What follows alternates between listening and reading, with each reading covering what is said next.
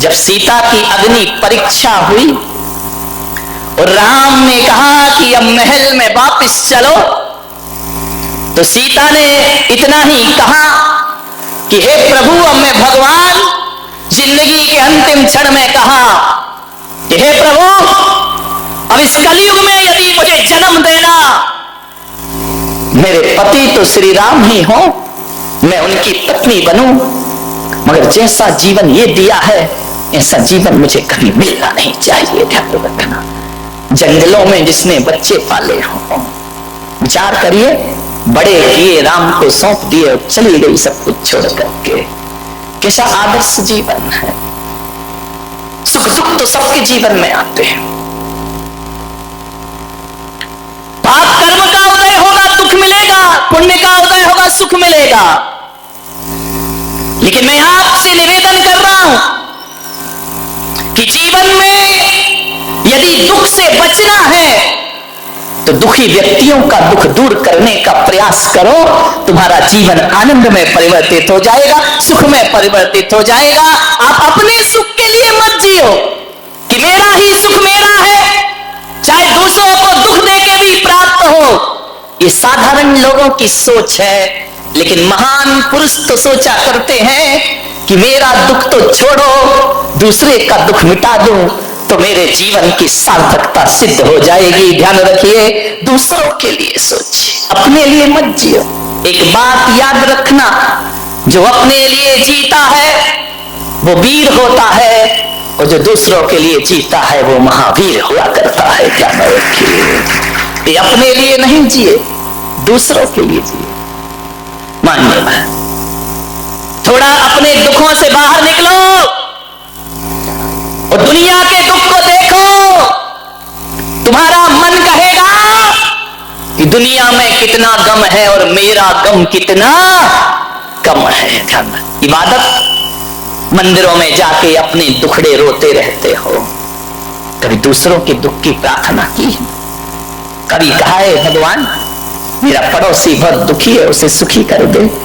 कभी निकल बोला है कभी? हाँ, पढ़ लेते हो शांति पाठ में, सर्वे भवन्तु सुखिना सर्वे, ये बकवास है, बोलते बस हो, मन में तो ये रखते कि सत्यानाश हो पड़ोसी का। ध्यान रख, मेरे से आगे बढ़ रहा है, बर्बाद हो जाए। हे भगवान, मुझे दे या नहीं दे, पड़ोसी को मत देना। ध्यान रखना, ये स्थिति, ये सोच है हमारी। एक भगवान की पूजा कर रहा था, पूजा करते समय महादेव प्रसन्न हो गए। महादेव ने कहा कि मांग वरदान। तो बोले सही में दोगे? अरे बोले अपने जैसा बेईमान क्यों समझ रहा है, मांग मिलेगा। तो बोले दो भगवान। बोले क्या तेरे पास क्या नहीं है? बोले सब है, लेकिन दुख इस बात का है कि जो मेरे पास है वही पड़ोसी के पास है। तो भगवान ने कहा तू पड़ोसी का टेंशन मत कर, तू मांग, क्या मांग रहा है? बोले भगवान मैं तो इतना ही मांग रहा हूं कि जो पड़ोसी के पास हो वो मेरे पास डबल होना चाहिए, बस इतना ही सुख चाहिए मुझे। एक बात बताऊं, आदमी अपने दुख से दुखी नहीं है, आदमी पड़ोसियों के सुख से ज्यादा दुखी है। उसके घर में शांति कैसे? और महिलाओं के तो, यहां की महिलाओं की बात नहीं कर रहा हूं। कौन बोला औरंगाबाद वाली आज आई हैं? ध्यान रखना, विचार करिए, महिलाओं का तो यही है, यदि पड़ोस के घर में शांति है तो काना फूसी करे थोड़ी सी। इस सास बहू प्रेम से कैसे रह रही है? थोड़ा बहुत सभा में चुहिया छोड़ दीजिए। इतनी होशियार होती है महिलाएं, यहां वाली नहीं, यहां वाली तो बहुत सीधी है, जलेबी की तरह। इतनी होशियार, इतनी होशियार कि पड़ोस के घर में जाएंगी, बहू बैठी है, अब मालूम है क्या करेगी? पड़ोस के घर जाके उठ के आ रही कि अब मैं चलती हूं, और आते आते बहू के कान में कुछ कह दिया, बस इतना ही कहा कि अब मैं जा रही हूं। सास देख रही, अच्छा कान में कह रही, इसका मतलब मेरे खिलाफ कोई षड्यंत्र चल रहा है। और उसने कुछ नहीं कहा, उसने इतना ही कहा कि मैं जा रही हूं, और वो भी तीली लगाने आई थी, कोई घर को सुखी करने नहीं आई थी। कान में कह के चली गई। अम्मा ने देखा, क्यों, क्या बोल रही थी वो?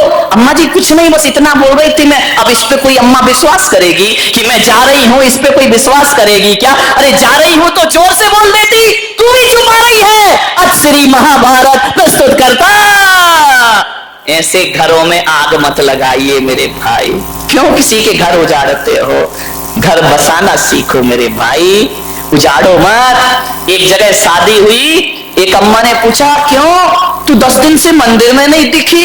बोले क्या करूं बहन, लड़के की शादी थी इसलिए मैं नहीं आ पाई। हो गई तेरी शादी? बोले हो गई। बोले कहां की बहू है? बोले औरंगाबाद की। बोले औरंगाबाद की? बोले हाँ। बोले कितना मिला है? अब तुझे क्या लेना देना कितना मिला है, वो जाने उसकी बहू जाने, तेरी छाती काहे को चल रही है?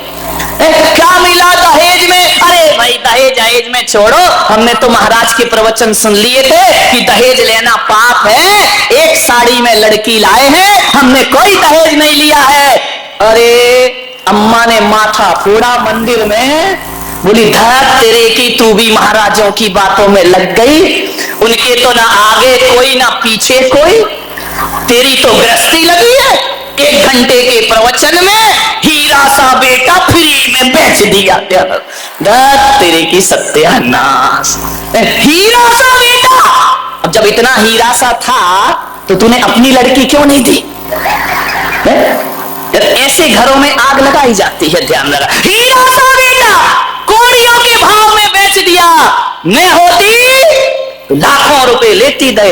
अब बता, उस बुढ़िया के दिमाग में कचरा डाल दिया इसने। वो इतनी खुश थी बेचारी, और ऐसे मीठे शब्द बोल बोल के कचरा डाल दिया कि हीरा सा बेटा। जब हीरा सा था तो तुझे पहले का कीड़ा सा दिख रहा था वो। ध्यान रखिए, मत उजाड़ो किसी के घर। ध्यान रखिए, घरों को बसाइए, किसी के घरों को बर्बाद मत करिए। आओ, ये इंसान एक मंदिर के समान हुआ करता है, और ये धरती उस तीर्थ स्थान के समान हुआ करती है जहां हम लोग रहा करते हैं। मान्यवर, एक तीर्थ जैसा वातावरण बनाइए, जीवन स्वर्ग हो जाएगा आपका। किसी के घरों को बर्बाद मत करो। तुम्हें क्या लेना देना दहेज मिले नहीं मिले। आजकल मंदिरों में ये पद्म पुराण नहीं पढ़ती, बुढ़िया पुराण ज्यादा पढ़ती है। पुराण तो खुला ही रहता है, रामायण दूसरी चलती रहती है। पता चला इतनी देर मंदिर में क्या बोले स्वाध्याय कर रही थी। अब तुम्हारे स्वाध्याय में बकवास के सिवा होता क्या है? बोलो निंदा पुराण है और कुछ नहीं है। 2 लाइन पढ़ते हो, घंटा भर बुराइयां करते हो। इसकी बुराई उसकी बुराई, और कोई नहीं मिला तो बुलक सागर आए, इनकी बुराई कर लो थोड़ी सी। ध्यान रखिए, मुझे समझ ही नहीं आता। ये धर्म ध्यान है, ये स्वाध्याय है। 4 बैठ करके रामायण शुरू कर देती है अपनी, वो ऐसे वो वैसे वो ऐसा। अरे मैंने एक महिला बड़ी बुराई कर रही थी मंदिर में बड़ी जोर जोर से, ये महाराज वैसे वो महाराज वैसे, उसकी बहू ऐसी उसका बेटा ऐसा।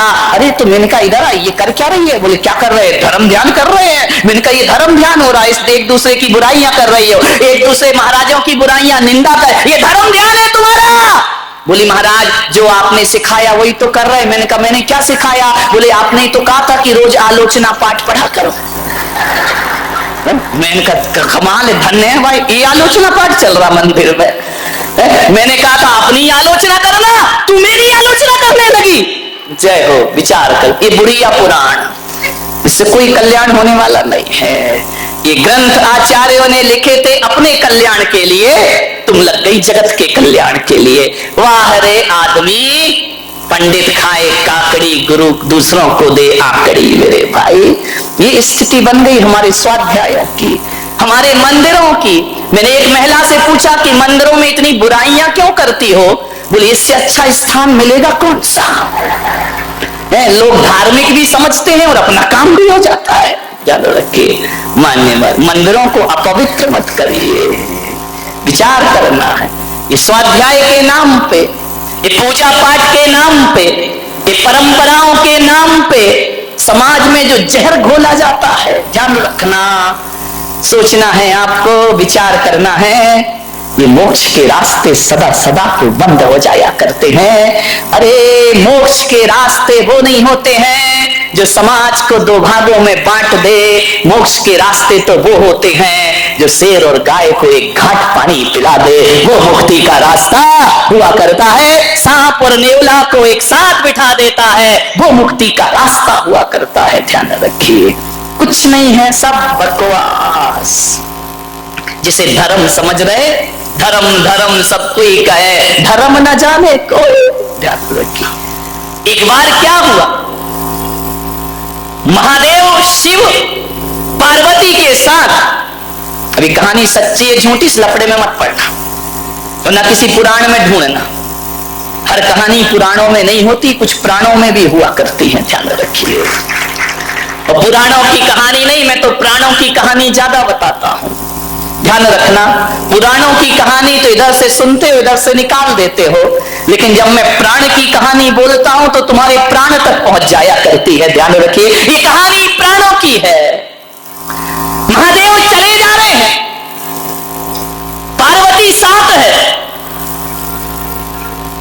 और जब जैसे ही निकले काशी बनारस के ऊपर से, तो कोई कह रहा हर हर महादेव, कोई कह रहा जय शिव शंकर, हे महादेव। कोई हाथ ऊपर किए ध्यान कर रहा है, कोई एक पैर से खड़ा होकर के ध्यान कर रहा है, कोई गंगा में जल समाधि लिए शिव का ध्यान कर रहा है, कोई शिव नाम की माला फेर रहा है, कोई ओम नमः शिवाय में लगा हुआ है। पार्वती ने पूछा महादेव से कि स्वामी, इतने लोग हिंदुस्तान के आपकी आराधना कर रहे हैं, क्या आप सबको बैकुंठ पहुंचा देंगे, इतने लोगों का कल्याण करेंगे? महादेव ने कहा कौन कर रहा है मेरा ध्यान? बोले ये देखो जमघट लगा हुआ है, ये कुंभ का मेला लगा हुआ है, ये सब आपका ही तो ध्यान कर रहे। महादेव आपसे निवेदन है इन भक्तों का कल्याण करो, इन भक्तों का उद्धार करो। महादेव ने कहा कि पार्वती तुम समझ नहीं पा रही हो, ये भीड़ है, एक भी भक्त नहीं है मेरा। अरे बोले नमः शिवाय चिल्ला रहे हैं, अरे बोले सब ऐसा ही है, इन पर ध्यान मत दो। अरे बोले महादेव आप इतने कठोर क्यों बन रहे हैं, आप तो भोलेनाथ है, आपका नाम ले रहा उसका बेड़ा पार करो, उसका उद्धार करो। महादेव ने कहा तुम नहीं समझोगी। पार्वती ने कहा देखो मेरा हृदय करुणा से भर रहा है, इन जीवों को बैकुंठ पहुंचाओ महादेव, इनका कल्याण। महादेव ने कहा तू ठहर, ये नारी की जिद से तो देवता भी परेशान करें क्या, यदि जिद पे आ गई तो हो गया काम। नारी हट बहुत ही बुरी हट होती है, ध्यान रखना। अभी नारी की तो हटती कि सोने का मृग ले आओ, अब राम जी को भी लेके जाना पड़ा, जानते तो वो भी थे कि सोने का होते ही नहीं है। ध्यान रखिए, विचार करिए। महादेव ने कहा मैं तेरी जिज्ञासा शांत करूंगा, नहीं तो तू कैलाश में मुझे चैन से नहीं बैठने देगी। ध्यान रखना। बोले खैर मैं करता हूं व्यवस्था, ये जो तू कह रही है कि इनका बेड़ा पार, देख मेरा सच्चा भक्त कौन है। बोले ये सारे भक्त है, कोई जल चढ़ा रहा, कोई अर्घ चढ़ा रहा है, कोई आपके नाम की धुनी रमा रहा है। बोले सब ढोंगी, कुछ नहीं है इनमें। बोले वर्षों से हाथ ऊपर किया है, बोले सब बेकार। बोले नहीं महादेव एकदम से इनकी तपस्या को मत ठुकराओ। महादेव ने कहा ठहरो, तू यहीं खड़ी रह, मैं बताता हूं कौन कौन बैकुंठ जाएगा। महादेव ने एक कोढ़ी का रूप बनाया, कुष्ठ गलित, दुर्गंध आ रही है शरीर से, और गंगा किनारे काशी में एक सीढ़ी पर जाकर बैठ गए, कोढ़ी बन करके। बड़े बड़े पंडित आए, बड़े बड़े साधु संत आए। उसने कहा हे भाई मुझे गंगा स्नान करा दो, मेरा गंगा में नमन करा दो, मेरा कुष्ठ दूर हो जाएगा, मेरे पाप दूर हो जाएंगे। जो निकला छी छी दूर, कौन छुएगा तुझे, तुझे तो कुष्ठ रोग हुआ, तेरी देह गल रही है। सब मुंह बना करके निकल गए, नमः शिवाय नमः शिवाय। कोई डमरू बजा रहा, कोई ढपली बजा रहा। महादेव ने गौरा से कहा कि देख रही हो ये मेरे भक्त एक भी मुझे गंगा में स्नान नहीं करा रहा है। जिससे कहा वही मुंह फेर के चला गया। पंडित चले गए, महंत चले गए, किसी ने हाथ नहीं लगाया कि महादेव को कोई इस बूढ़े को गंगा में स्नान करा दे। जब पूरा दिन बीत गया, एक गरीब निकला। उस गरीब के उस कुश्ती ने, उस कोढ़ी ने पैर पकड़ लिए, मुझे गंगा स्नान कराओ।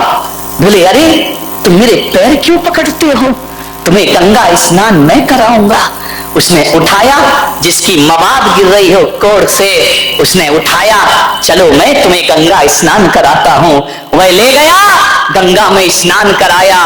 कहानी कहती है कि जैसे ही स्नान कराया, महादेव अपने रूप में प्रकट हो गए और उन्होंने कहा, देखो गौरा पार्वती, सच्चा वैकुंठ जाने का अधिकारी ये है, वो मेरे नाम की माला जपने वाले वैकुंठ जाने के अधिकारी नहीं हो सकते हैं। मान्यवर ध्यान रखिए, इंसान से नफरत, भगवान से प्रेम। ध्यान रखना, दुनिया से भागे फिरते हो, भगवान को तुम क्या पाओगे? ध्यान रखिए।